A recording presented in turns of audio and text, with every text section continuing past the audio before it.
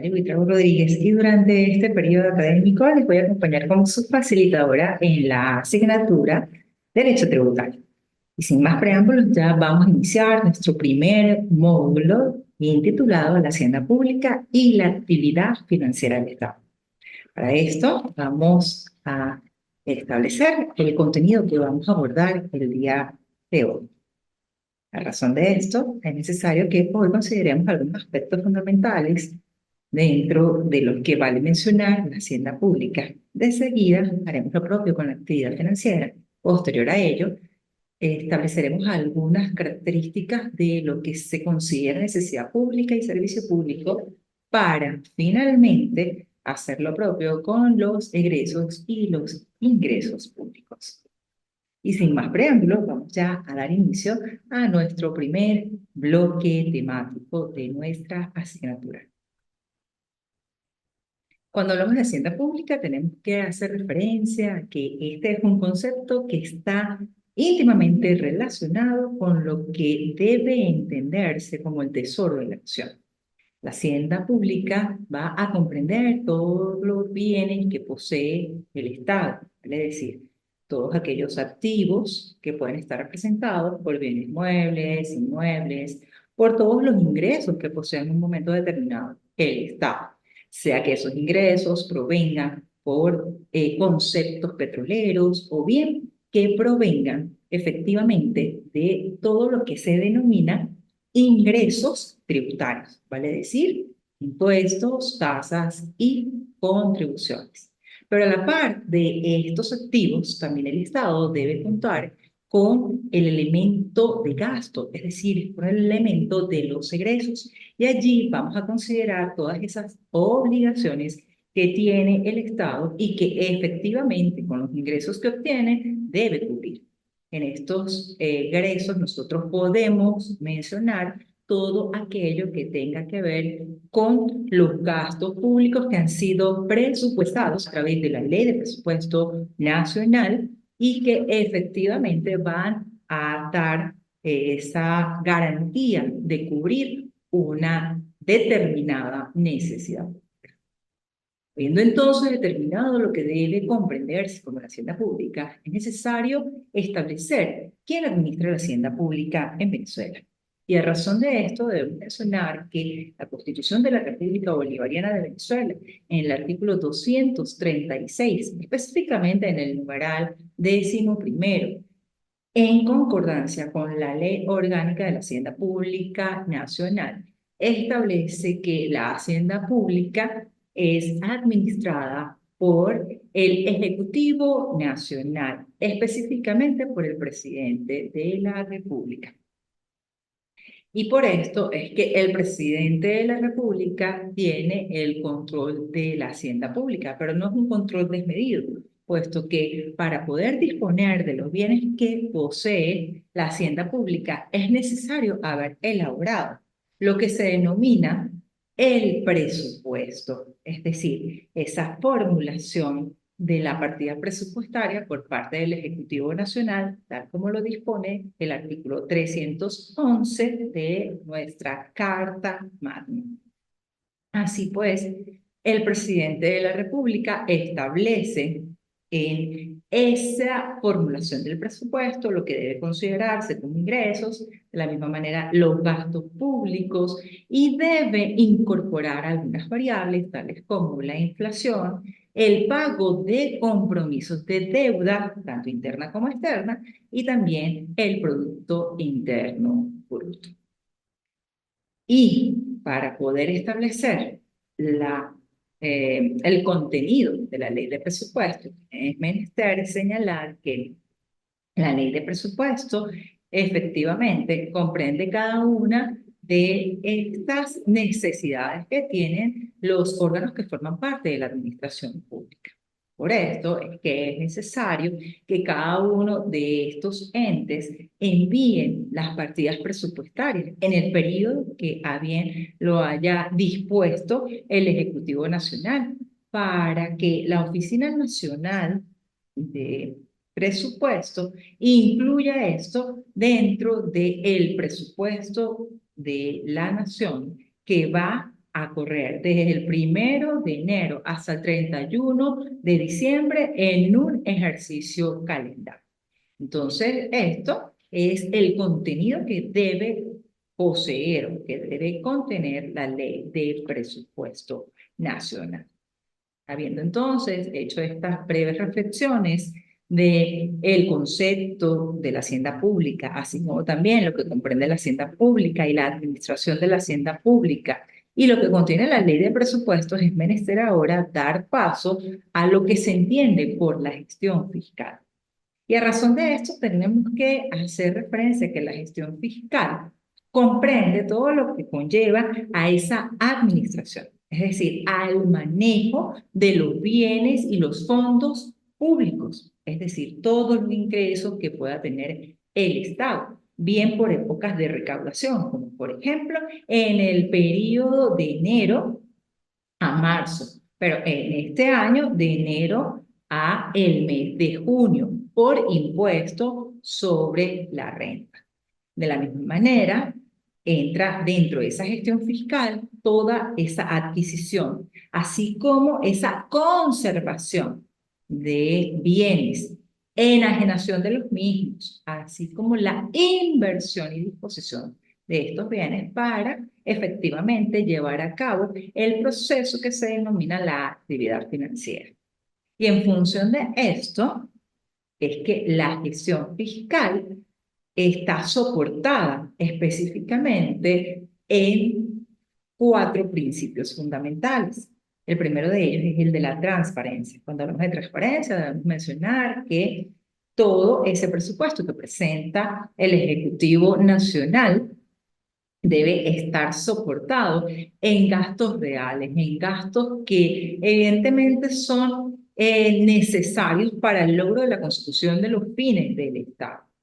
De la misma manera, tenemos que el segundo de los principios que están dispuestos en nuestra Carta Magna es el principio de la eficacia, significando que el presupuesto de la nación que permite la consecución de la gestión fiscal debe estar orientado a la ejecución real, efectiva de los gastos públicos para lograr los fines del Estado. La solvencia es otro de los principios que están dispuestos en nuestra Carta Magna. Y esto se fundamenta en el hecho de que el Estado, antes de hacer gastos públicos, debe verificar la existencia de ingresos, es decir, de activos dentro de la hacienda pública, porque esto es lo que va a permitir, como último principio, ese equilibrio fiscal entre el debe y el haber.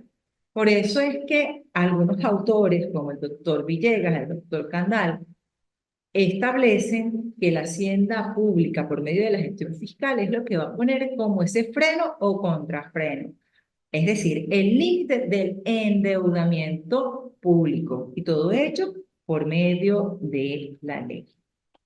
Habiendo entonces realizado estas consideraciones, vamos ahora a entrar a determinar lo que es la actividad financiera.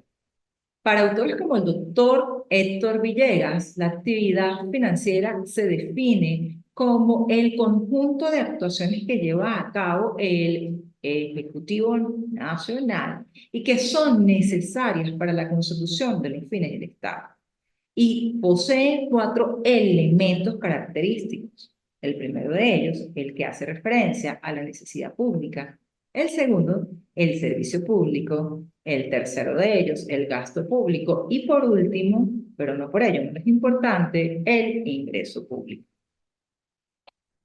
Cuando hablamos de la necesidad pública, debemos hacer la reflexión de que la necesidad comprende el conjunto de carencias que en un momento determinado puede tener una persona o un colectivo.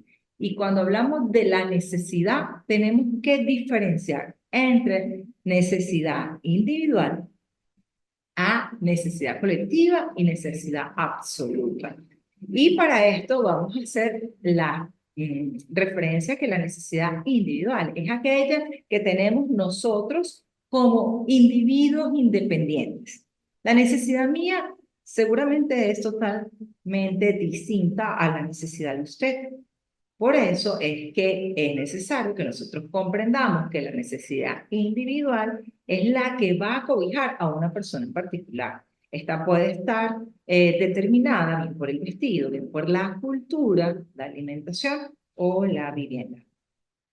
Entre tanto, cuando hablamos de necesidad pública de forma colectiva, estamos haciendo la mención de que existe una carencia en una comunidad en particular. Por ejemplo, en La Concordia, en Barrio Obrero o en Villa de Cura, en cualquier colectividad, en cualquier comunidad. Y esta necesidad pública colectiva puede estar determinada bien por la falta o la ausencia de comunicación, educación, transporte o asistencia social.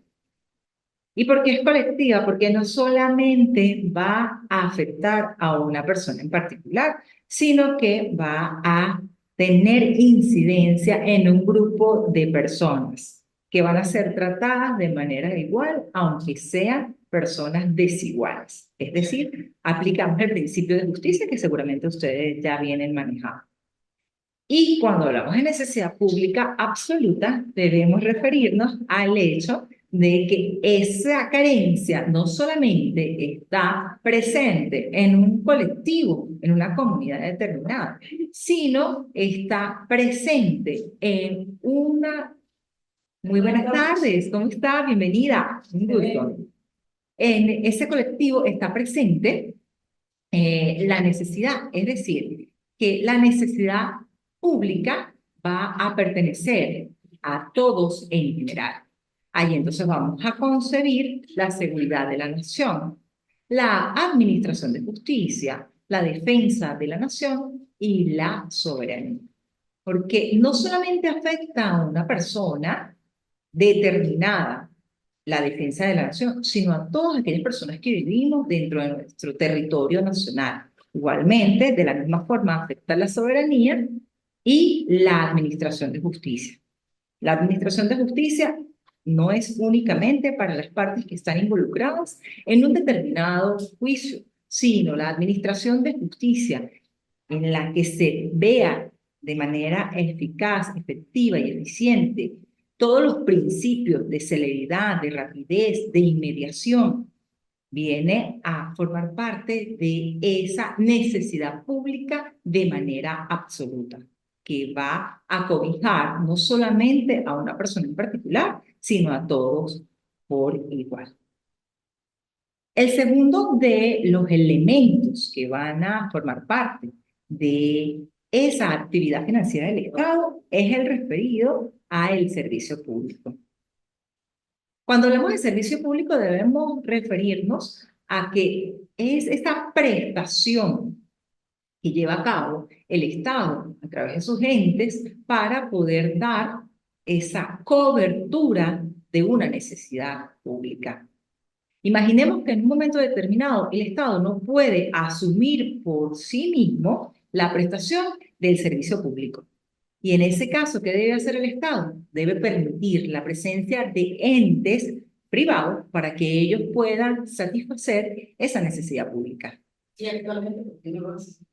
Actualmente no lo hacen porque hay limitaciones, muchísimas limitaciones por parte del Estado. Pero le voy a poner un ejemplo en donde evidenciamos que el servicio público es prestado por instituciones privadas.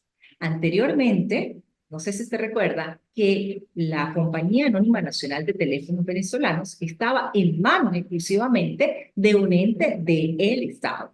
Solo la compañía anónima CanTV era la que podía prestarnos el servicio de telefonía, pero se abrió la posibilidad a partir del año 1980 para que otras empresas ingresaran al mercado nacional. Y es así como vemos que hoy nosotros podemos contar con empresas como Movilnet, Movistar y Digitel, además de todas estas empresas que permiten por medio de fibra óptica, prestar otros servicios adicionales a la telefonía, tanto fija como la telefonía móvil, como es el servicio de Internet. Entonces vemos que en algunos momentos el Estado sí permite la prestación de servicios por entes particulares. Pero por supuesto, cuando el servicio lo presta un ente particular, el costo de ese servicio va a ser mucho mayor al que presta el Estado, porque ese servicio que entrega tiene que evidenciar la verdadera respuesta a la necesidad que tiene el colectivo. Ejemplo, si en este momento a nosotros se nos cae la red de Internet, nosotros ¿qué tenemos que hacer? Inmediatamente llamar a nuestro proveedor de Internet para que él haga lo propio y solvente ese problema que nos está ocasionando la pérdida del servicio público. Hay una célebre sentencia, mi estimada amiga, ¿me puede Isabel, Isabel acaba de hacer una pregunta súper interesante y voy a permitirme dar un poquito más de este punto.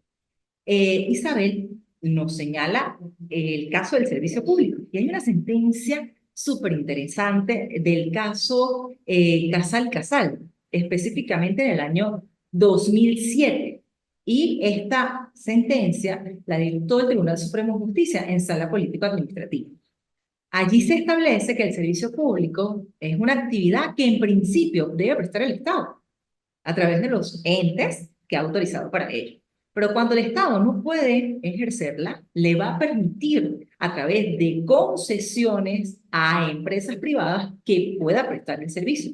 Y el particular que goza de ese servicio público tiene que pagar el disfrute del servicio público, porque ya no es una actividad propiamente del Estado, sino ya es esa actividad que permite que el ente privado pueda cubrir la necesidad que en un momento determinado tenemos nosotros como colectivo. ¿Okay? Entonces, en primer momento, lo presta el Estado, pero cuando el Estado no puede ejercer esa prestación, debe quitarse y permitir que en ese espacio entre efectivamente un ente a través de una concesión que evidentemente nosotros como particulares debemos sufragar para obtener el servicio. Un ejemplo de esto también pudiese ser el caso de los peajes. No sé si usted recuerda que en el caso del peaje de San Antonio, anteriormente ese peaje estaba dirigido por un consorcio que se llamaba el Consorcio Ayarí. Ese consorcio estaba en la facultad de cobrar una cantidad de dinero por cada uno de los vehículos que iba y regresaba y pasaba por ese tramo. ¿Esto por qué? Porque proveían el sistema eléctrico para que en ese tramo de la carretera de acá a San Antonio, pues, en el tramo de San Antonio, pues no hubiese esa penumbra. Y además nos daban el servicio vial necesario, porque en muchas ocasiones aquellas personas que viajábamos a nuestro país vecino, Colombia, a Cúcuta, observábamos que los carros se recalentaban y tenían que quedarse parados en la vía. Y podía generar un riesgo para esas personas. Entonces venía el auxilio vial a través de una grúa para poder dejar ese vehículo en resguardo en uno de los sitios permitidos para ello. También tenían los baños para que las personas que llevaban carga pudiesen usar los mismos, y también ese refugio para camioneros cuando ellos estaban muy cansados y no querían seguir el tránsito en esas condiciones. Entonces, eso también es un ejemplo de la prestación de un servicio público que no está dándonos el Estado, sino que lo está entregando una empresa, por supuesto, a través del pago que nosotros hacemos como beneficiarios de ese servicio público. Bien. Otro de los elementos que viene a conformar parte de la actividad financiera por el doctor Héctor Villegas es el gasto público. Y decíamos al inicio de la clase que el gasto público viene a evidenciar ese egreso, que no puede ser cualquiera, sino que el que está presupuestando la ley, es decir, la ley de presupuesto nacional, a través de esa Oficina Nacional de Presupuesto, mejor conocida como NAPRE, debe considerar que no puede ser cualquier tipo de gasto, cualquier tipo de egreso. Tiene que ser un gasto realmente considerable, un gasto que sea eficaz, que sea un gasto productivo, porque a veces nosotros conseguimos la revisión de estas leyes de presupuesto que duran un año, lo decíamos al inicio de la clase, desde el 1 de enero, por ejemplo, del 2024, hasta el 31 de diciembre, que hay gastos improductivos, como por ejemplo compra de armamento bélico cuando nosotros en este momento estamos en un momento de paz. Entonces, esto hace que se abulte un gasto público que en este momento no es necesario cuando tenemos otros gastos, como por ejemplo el de la salud. ¿Por qué? Porque los hospitales o los centros asistenciales están carentes de medicina, de los equipos necesarios, bien sea por mantenimiento o bien sea porque la infraestructura se está deteriorando o porque no hay insumos. Y esto es necesario incluirlo como un gasto público. A razón de esto, vamos a hacer esa consideración de qué se debe entender como gasto público. El gasto público debe entenderse como todo egreso planificado y que debe ser presupuestado por parte del Ejecutivo Nacional, que debe reunir una serie de características. La primera de ellas es que el gasto que se va a ejecutar tenga su correspondiente ingreso, porque yo no puedo presupuestar un gasto sin saber que voy a obtener un ingreso, porque voy a generar una situación que va a perturbar la normalidad del presupuesto. Cuando nosotros hacemos presupuestos en nuestras casas, decimos, bueno, yo voy a ir al mercado con esta lista y tengo esta cantidad de dinero disponible para hacer estos gastos. Y vamos con la calculadora eh, revisando si nos dan o no nos dan los montos. Y esto es lo que tiene que hacer el Ejecutivo Nacional, revisar y que los gastos sean operativos, sean productivos y que sean gastos eficaces, eficientes. Dentro de la clasificación de los gastos que nos aporta el doctor Héctor Villegas, tenemos los gastos de funcionamiento. Y efectivamente, los gastos de funcionamiento son indispensables. ¿Por qué? Porque las oficinas públicas tienen de manera diaria un desgaste en lo que es papelería, en lo que es suministros. Y esto pues va a repercutir en el funcionamiento de estas oficinas públicas.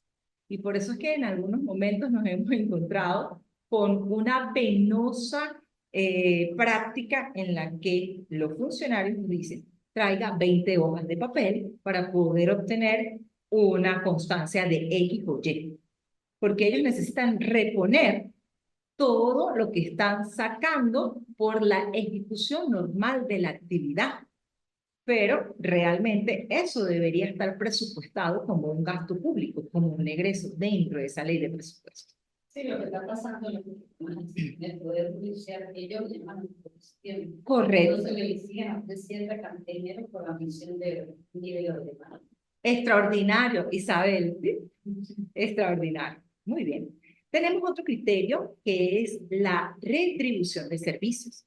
Y aquí todo gasto que sea por retribución de servicios es un gasto que exige sea honrado, porque nosotros, como funcionarios públicos o los funcionarios públicos saben que si realizan una labor, tienen que percibir un salario digno, un salario que permita poder vivir y satisfacer todas las necesidades que se tengan. Entonces, ese es el deber ser, tal como lo dispone nuestra queridísima Carta Magna. Trabajamos, correcto. Tenemos gastos de inversión, que son todos aquellos gastos que realiza o que debe realizar el Estado para ir mejorando todos aquellos bienes que posea. Ejemplo, si en este momento nos dijese cuál sería un gasto público necesario y urgente, yo diría que un gasto público necesario es un gasto de inversión en la represa Uribante-Caparro, hacerle mantenimiento de esos equipos que van a permitir que nosotros tengamos fluido eléctrico de manera constante. Entonces, esto es un gasto que debe ser presupuestado como un egreso público. Todos los servicios públicos que tienen. Sí, por supuesto, todos los servicios. Muy bien, Isabel, así es.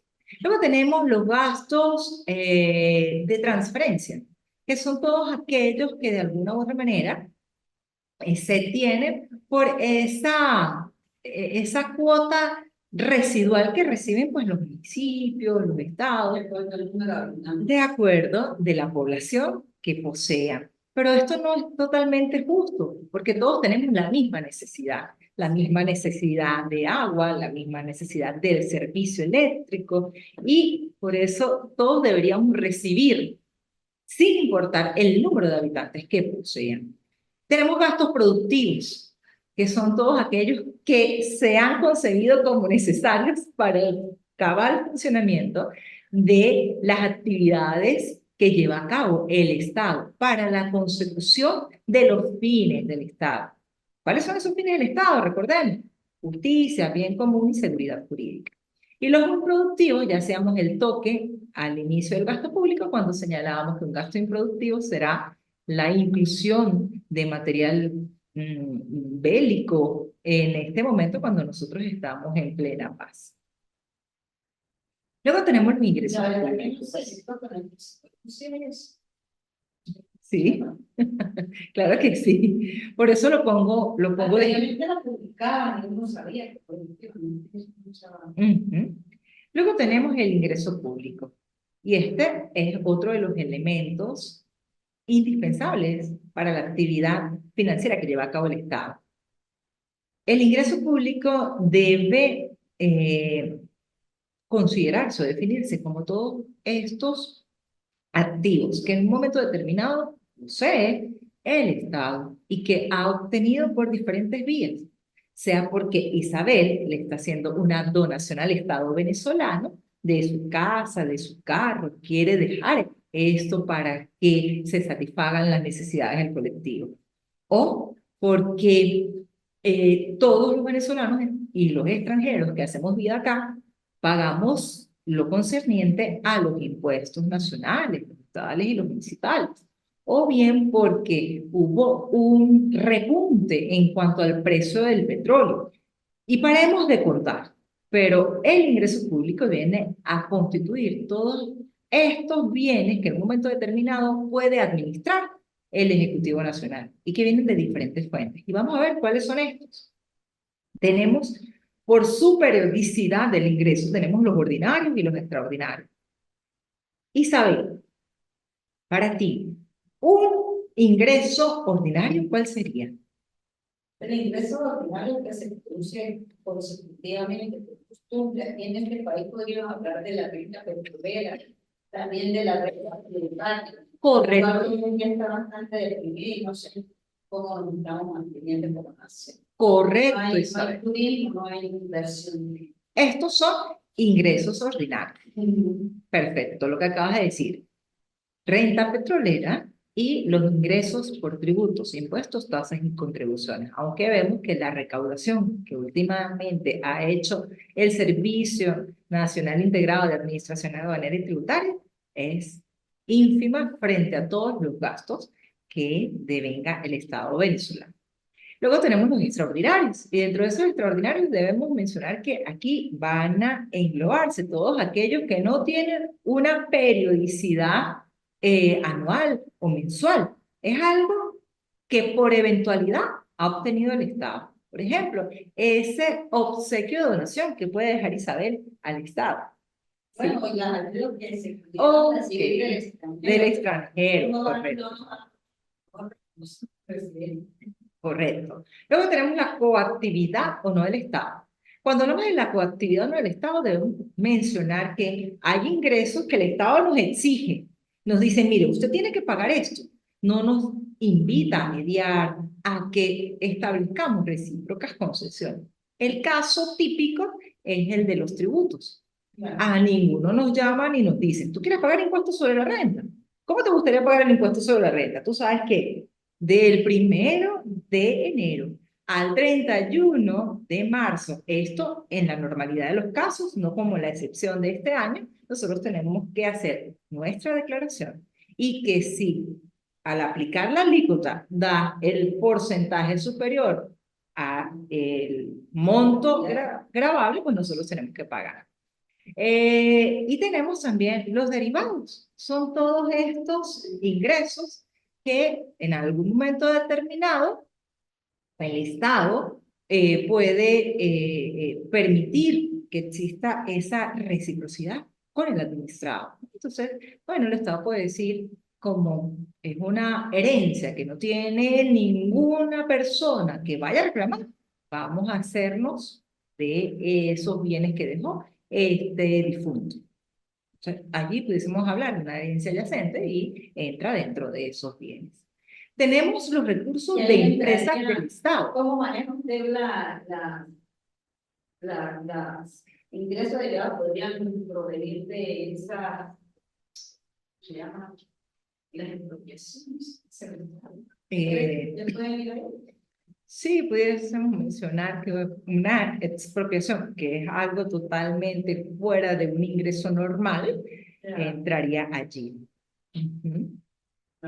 Sí. Luego tenemos los recursos de empresas del Estado. Aquí hablamos de empresas del Estado cuando el Estado puede intervenir como único accionista o como un accionista con un poderío. ¿Ok? Y tenemos las empresas que tienen a cargo servicios públicos. Llamemos Corpoelec, llamemos Hidrosuroeste, llamemos Cantebel, empresas en donde el Estado tiene participación. Empresas nacionales, industriales y comerciales. Allí haríamos la mención de PDVSA, Lácteos Los Andes, entre otras empresas. Y los recursos tributarios, estaríamos hablando de los impuestos, pero también las tasas y las contribuciones, que va a ser un punto que vamos a desarrollar, Dios mediante, cuando nosotros estemos abordando nuestra tercera unidad temática de esta asignatura.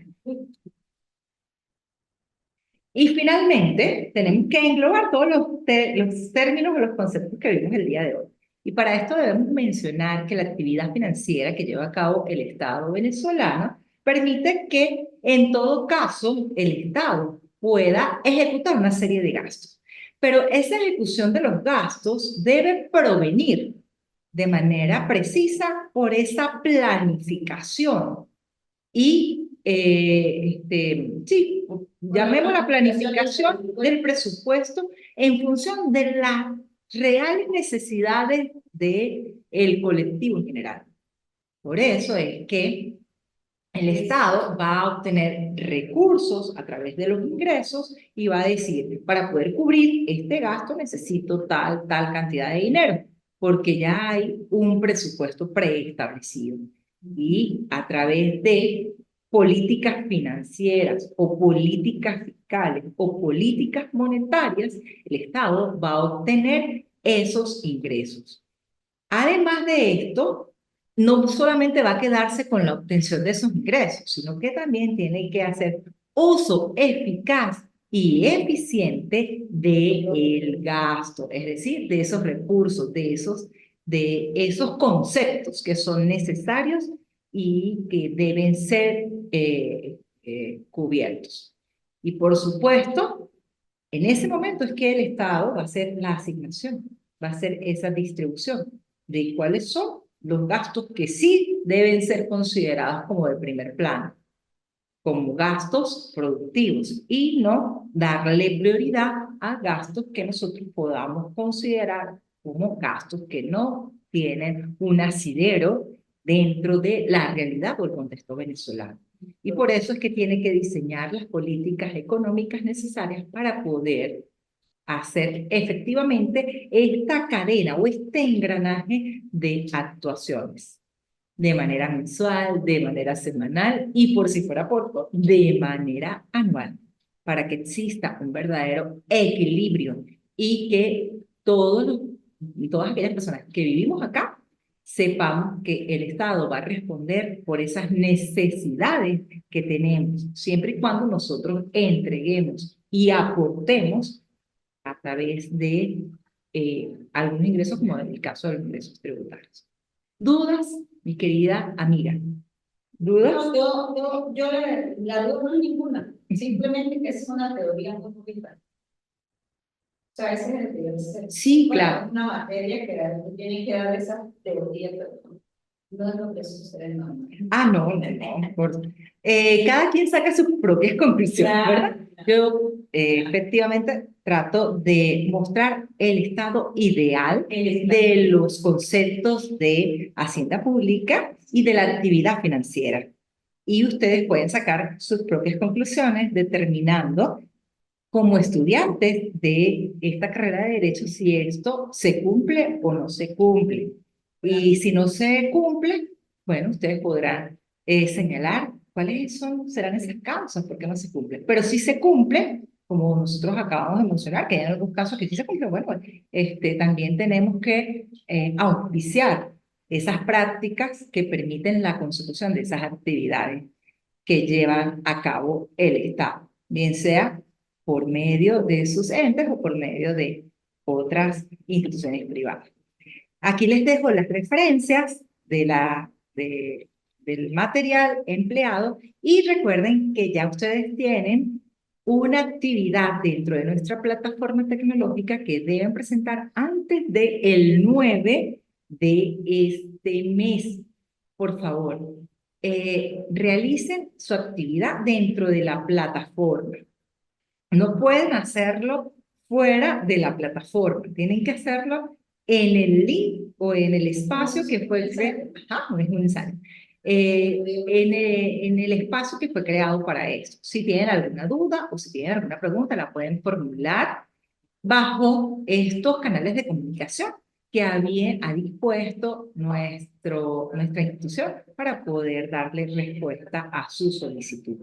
Es importante que también la entreguen dentro de los lapsos establecidos, porque ustedes van a ser próximamente abogados y el hecho de saltarse los lapsos establecidos puede conllevar a la pérdida bien de una demanda que hayan interpuesto y por eso es que debemos formarnos en este cumplimiento irrestricto de los lapsos que nos han dispuesto nuestra institución, es decir, la plataforma del IESI. Si no hay entonces dudas o preguntas, nos estamos conectando en este mismo canal en la fecha dispuesta por la institución. Buena y bendecida tarde para todos y espero que tengan un mes maravilloso. Hasta luego.